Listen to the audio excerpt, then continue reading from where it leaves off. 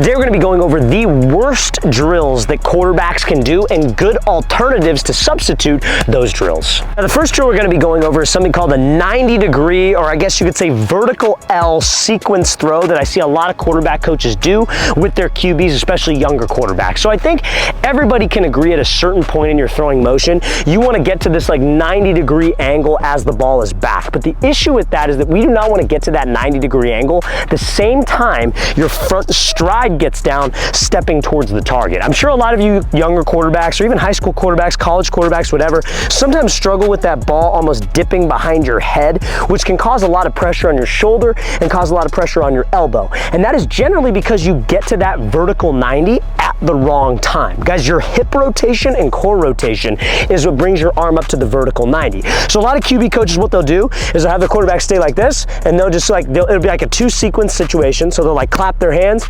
step and lift the ball to 90, then they go again, and then they throw. But the issue is that's not how your rotator cuff is supposed to work when you throw, you guys. Where we want to get to is we want to step to the target, but I want to be in a backstroke position when the foot gets down. And I want my hip rotation to bring the ball up to the 90-degree angle so I can still keep that ball away from my head, keep my arm slot like a little bit away from my body, I should say, so I can have extension on the throw and it takes pressure off the shoulder and off the elbow. Not to mention, when you put a helmet on and pads on, that's a more realistic way to throw than directly over the top. So imagine if when we throw, guys, you step and the ball goes straight to 90 and then you rotate with your core, you're gonna dip that ball behind your head and it's gonna be an insane amount of pressure on your shoulder. Or what you're gonna do is you're gonna step, go straight to 90 and rotate around, but you won't have any external rotation in your shoulder, which is essentially this movement with your shoulder. So we should never practice that type of habit as a sequence. So I'm gonna show you a great drill that's an alternative to that 90-degree sequence drill.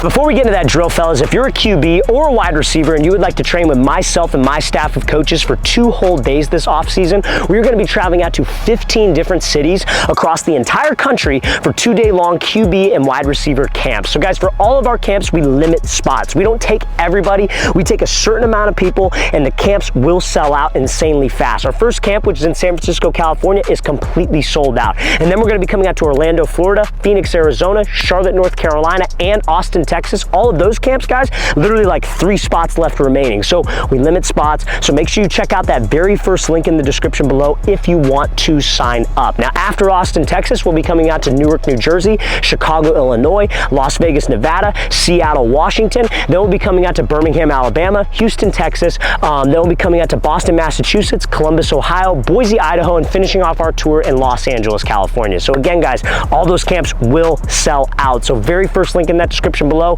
if you'd like to sign up.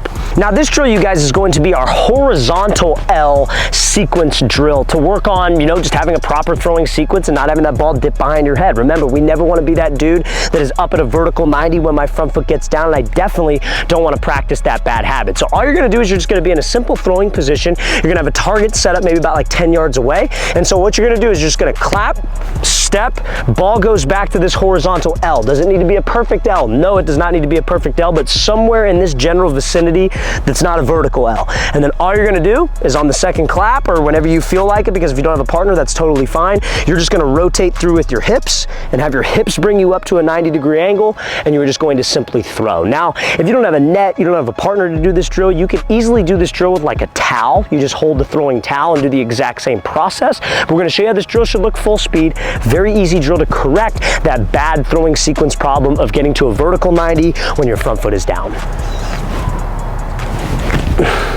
Now, the next type of drill that I think quarterbacks should really try to avoid is ladder drills. Now, I'm not an anti like doing ladder drills, you know, like where you're doing the icky shuffle, or maybe you're doing like some type of footwork drill here. When it comes to just general athleticism and footwork for younger quarterbacks, I think once you get the ladder drills down, you should probably move on from that. Now, I just don't like it when quarterback coaches will have athletes do like footwork and stuff like this and then come out the edge and then throw off of it, just because like, I think it's a little unrealistic. Like, like you're not gonna be doing that many movements. You're not gonna be doing those types of movements specifically as a QB, and then having to throw while your legs are tired and your feet are tired or whatever the case may be. So I would try to avoid doing ladder work as a quarterback as a part of your throwing workout. You could do it on a separate day to work on your footwork if you want. I think that's totally fine, but I think QBs should be doing QB specific movements when it involves throwing, because it's all about building good habits. Your feet are never gonna be this close together when you're in the pocket throwing, so why should you practice that?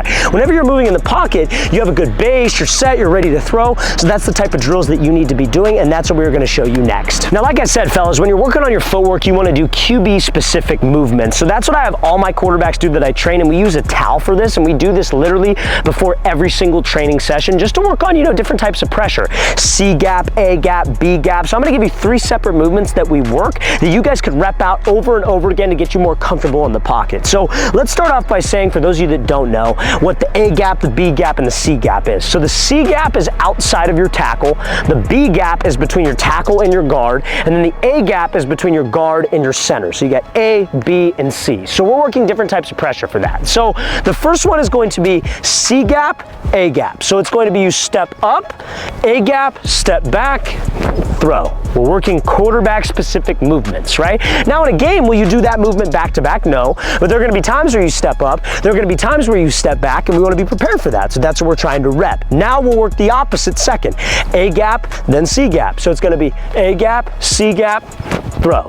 Then we'll work C gap from the right, A gap from the right. So it's step up, step forward, and throw. So all 3 of those movements are quarterback specific movements, and that's just what I believe quarterbacks should be doing in the pocket to replicate an actual game scenario. Anytime that you are training, anytime you're doing drill work, you need to ask yourself, how does this apply to a game? Will I do this in a game? And if you can answer that question, that means that you should be doing that drill.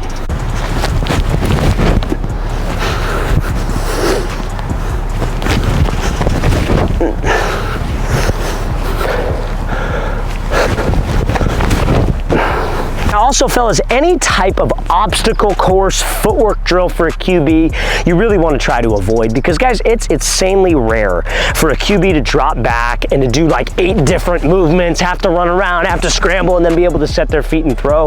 Like, yes, it can happen. Yes, there are examples of it, but honestly, like, how often does that really happen? It really doesn't happen that often.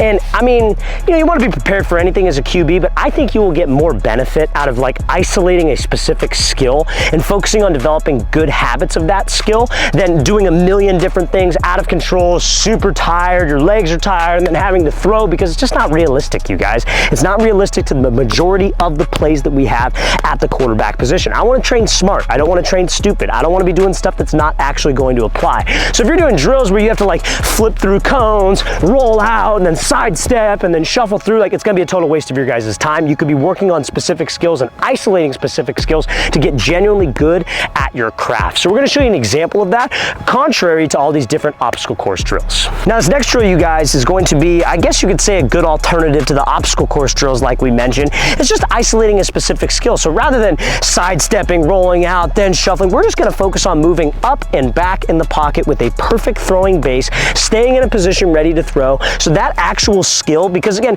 guys, how you get better at a skill is not by repping out a million different things, it's by repping out one thing a million times, right? It's like, you know, it's like the old like martial arts quote, like, you don't fear somebody that's practiced 1,000 kicks, you fear somebody who's practiced one kick 1,000 times, because they're an expert at that. And that's how the quarterback position is. We don't want to come out and try to throw with like 8 different throwing motions when I train. Like, I want to have an efficient motion that I'm comfortable with, and I want to rep it out over and over and over again. That's how you build consistency. Same thing with your footwork, you guys. You want to be so locked into a specific movement and rep it so many times that you can't forget it. On the field, you're not even thinking about it. It's just how you move. But if you set up 8 different movements, you're repping out 8 different movements. You're not maximizing your reps for that specific task. So what you're going to do literally is like three hurdles, just simple drill. You're just going to shuffle back and shuffle up. But the entire time, we're trying to stay in a compact base, weight on my back leg, always ready to throw. And then you can have a partner stand out there, flash his hands, set your feet, and then you throw, because that's, you're going to get more out of that, and that's actually going to apply to a game than doing 50 different drills all in one setting.